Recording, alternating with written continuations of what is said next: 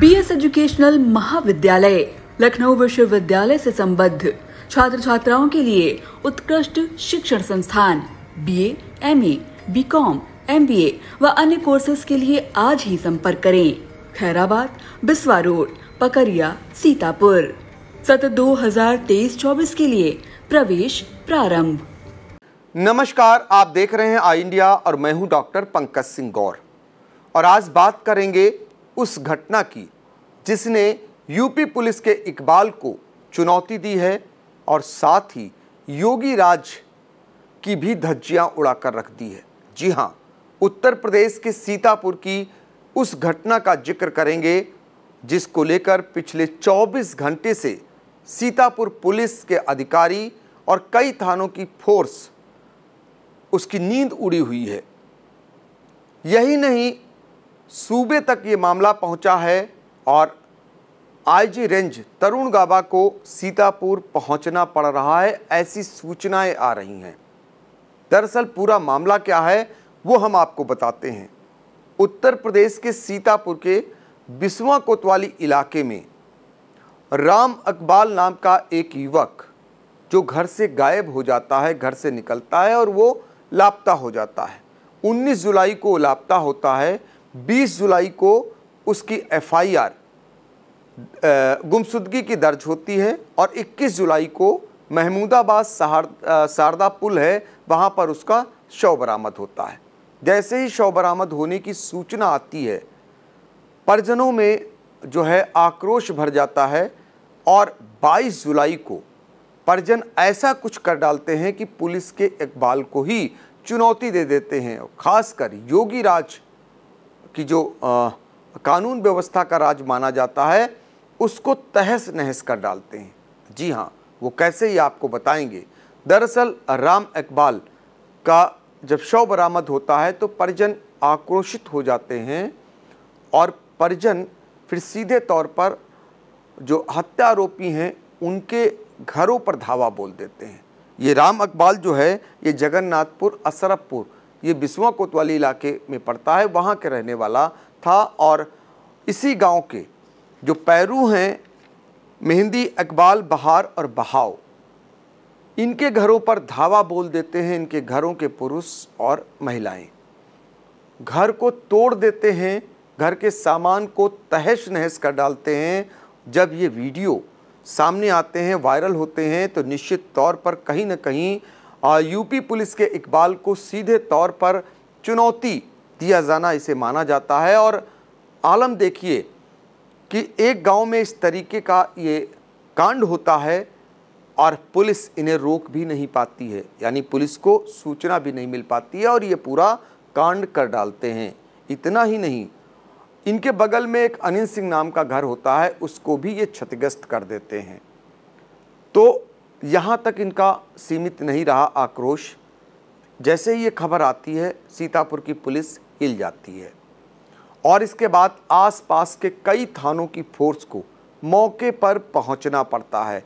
Biswa force तो होती ही है, इसके अलावा हम आपको बताएं कि तालगांव, तंबौर, लहरपुर, रेउसा, रामकोट और सिधौली थानों का फोर्स, यहाँ के इंस्पेक्टर और मय फोर्स के पहुँचते हैं और स्थिति को नियंत्रण में करने के लिए मुस्तैद हो जाते हैं। ये नाराज लोग घर गिराने के बाद बिस्वा कोतवाली से बगल में ही बड़ा चौराहा है, वहाँ पहुँचते हैं, वहाँ जाम लगा देते हैं। अपर पुलिस अधीक्षक और उत्तरी प्रकाश कुमार, सीओ बिस्वा अभिषेक प्रताप अजय और कोतवाल वो इन्हें समझाते बुझाते हैं और समझा बुझाकर इनका जाम हटवाते हैं। 25 मिनट तक करीब ये जाम लगाए रहते हैं। अफरा तफरी का माहौल हो जाता है। इसके बाद ये जाम जब इनका हटता है तो ये लोग वहाँ से हटकर और कुछ दूर आगे पुरैनी पुल पड़ता है, वहाँ पर जाकर फिर जाम लगा देते हैं। फिर पुलिस के अधिकारी पहुँचते हैं, उनके जाम को वहाँ से ख़त्म कराने के प्रयास में जुट जाते हैं। दरअसल इनकी मांग थी, इनके परिजनों की कि जो राम इकबाल था वो पैरू नाम के व्यक्ति के यहाँ काम करता था और उसने काम छोड़ दिया था। उसे शक थी कि पैरू और उनके घर वालों ने उसकी हत्या कर दी है। इसको लेकर जो मृतक का भाई खुशीराम ये 3 लोगों को FIR 3 लोगों के विरुद्ध कायम कराना चाहता था, तो उसको लेकर इन लोगों ने पहले तो जो हत्या आरोपी जिन पर शक है उनके घरों को वो लोग गिराते हैं, उनके घरों के सामान को तहस नहस कर डालते हैं और इसके बाद जाम लगाते हैं। तब पुलिस इनके विरुद्ध पैरू, इकबाल और मेहंदी, ये तीनों भाई हैं, इनके विरुद्ध एक FIR 302, 201 के अलावा SC ST जैसे गंभीर धाराओं में एक FIR दर्ज कर लेती है। लेकिन पुलिस को लगा बड़ा अपराध हुआ है और सीधे तौर पर चुनौती दी गई है।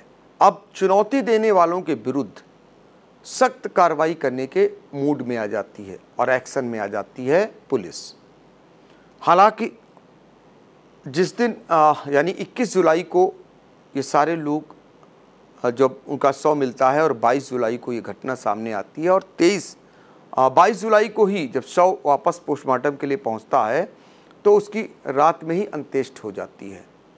अब अंत्येष्टि हो जाने के बाद भी पुलिस वहाँ पर मुस्तैद है। इस समय पुलिस को अभी भी लगता है कि वहाँ पर तनाव कायम है।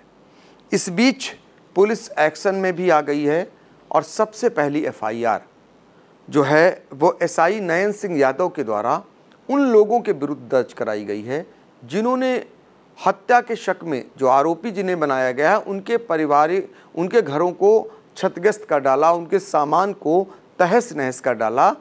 जो आप वीडियो में भी देख सकते हैं कि किस तरीके से घरों पर धावा बोलकर उनके घरों को तोड़ डाला गया है, क्षतिग्रस्त कर डाला गया है। ये वीडियो खुद ब खुद ये साबित कर रहे हैं कि जो ऐसे लोग हैं जिनका कानून पर विश्वास ही नहीं रहा, कानून को अपने हाथ में ले लिया और खुद उन्होंने सज़ा देने की ठान ली, ऐसा शायद फिल्मों में देखने को मिलता था, जो हकीकत में सीतापुर में देखने को मिला।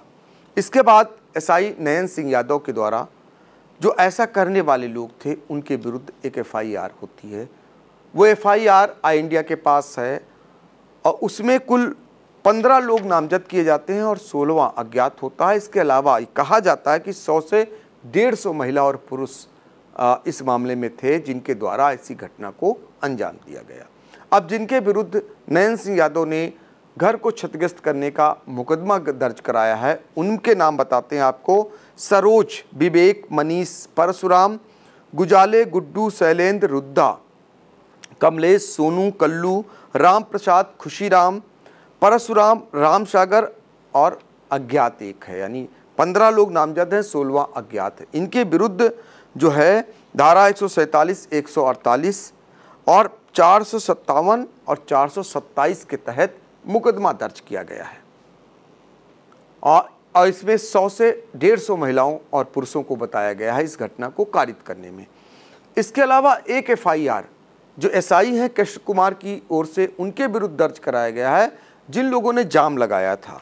उनमें हैं रिंटू, सोनू, गया प्रसाद जो है और रमन और शिव कुमार, रमाकांत, विवेक, सरोज, परशुराम की पत्नी और रामचरित की पत्नी और एक अज्ञात। यानी 11 नामजद और एक अज्ञात के विरुद्ध FIR कृष्ण कुमार जो दरोगा हैं उनके द्वारा दर्ज कराई गई है।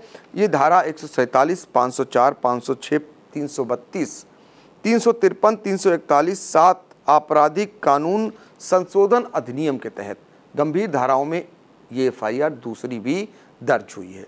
इनमें बहुत सारे लोग दोनों FIR में हैं, कुछ की पत्नियां भी हैं। तो आप अंदाज़ा लगा सकते हैं कि इस मामले में अब सीतापुर की बिस्वा पुलिस एक्शन के मूड में आ गई है और ऐसा करने वालों के विरुद्ध अब कार्रवाई करने जा रही है। अब हम आपको बता देते हैं कि जो राम इकबाल जो जिनका शव मिला था उस मामले में उनके जो भाई खुशीराम ने जो मुकदमा दर्ज कराया था उसमें पैरू, इकबाल और मेहंदी इनके विरुद्ध 201 और 302 के तहत मुकदमा जो दर्ज हुआ उसमें अहम बात बताने जा रहे हैं कि जो पोस्टमार्टम रिपोर्ट आई है और वो बहुत ही सब कुछ साबित कर दे रही है। उसमें कहीं भी हत्या जैसी बात सामने नहीं आ रही है, यानी हैंगिंग का मामला आ रहा है, जिससे कहीं न कहीं जिन लोगों ने हत्या की आशंका जताई थी वो निर्मूल जैसी साबित होती दिखाई दे रही है। और अब ये तो पुलिस की विवेचना में ही पूरा पता चलेगा, लेकिन हैंगिंग का आना ये साबित कर रहा है प्रथम दृष्टया कि राम इकबाल की हत्या नहीं हुई है। फिर भी जो इस तरीके का कृत्य उनके परिजनों ने किया, शक में उसको लेकर पुलिस गंभीर है। आईजी रेंज तरुण गाबा को आना पड़ रहा है। एसपी घुले सुशील चंद्रभान को भी मौके पर पहुंचना पड़ रहा है। तो आप अंदाज़ा लगा सकते हैं कि ये कितनी गंभीर घटना हुई है। इसको लेकर कहीं न कहीं पुलिस जो है वो गंभीर है और आने वाले दिनों में सख्त एक्शन करने की तैयारी में है। फिलहाल अभी वहाँ पर तनाव की स्थिति जैसी नज़ारा है। पुलिस के अधिकारी मौके पर डटे हुए हैं। 24 घंटे से भी ज़्यादा का समय बीत चुका है। अभी इस मामले में किसी ओर से कोई गिरफ्तारी की पुष्टि नहीं हुई है, लेकिन हाँ, कुछ लोगों को इसमें हिरासत में लिए जाने की बात कही जा रही है, उनसे पूछताछ कर रही है पुलिस। इसके अलावा महत्वपूर्ण जो बात निकल करके ये आ रही है कि इतनी बड़ी घटना जो कारित हुई है, पुलिस के इकबाल पर जो सवालिया निशान खड़े हुए हैं, उसमें पुलिस की लापरवाही कहीं न कहीं उजागर हुई है और पुलिस ऐसे लापरवाह पुलिस कर्मियों के विरुद्ध भी कार्रवाई करने की तैयारी में है। इसमें एक सब इंस्पेक्टर, 3 कांस्टेबल, कम से कम उनके निलंबन की कार्रवाई पुलिस करने जा रही है। ऐसी सूचनाएं पुलिस के अधिकारियों की तरफ से आ रही है। फिलहाल इसमें जैसे ही कोई अपडेट आता है हम आपको सबसे पहले पहुंचाने का काम करेंगे। GS Singh institute of pharmacy, Parasarai, Dhondhi, Laharpur road, Sitapur. सत्र 2023-24 के लिए प्रवेश प्रारंभ। D pharm, B pharm, PG diploma in journalism and mass communication, PG diploma in computer application. Seth MR Jaipuria school, Mahmudabad, nursery से कक्षा 12 तक। सत्र 2023-24 के लिए प्रवेश प्रारंभ। सुनहरे एवं प्रतियोगी भविष्य की ओर बढ़ते कदम, सपनों को साकार करने का संकल्प। 31 जुलाई 2023 तक एडमिशन शुल्क पूर्णतया माफ।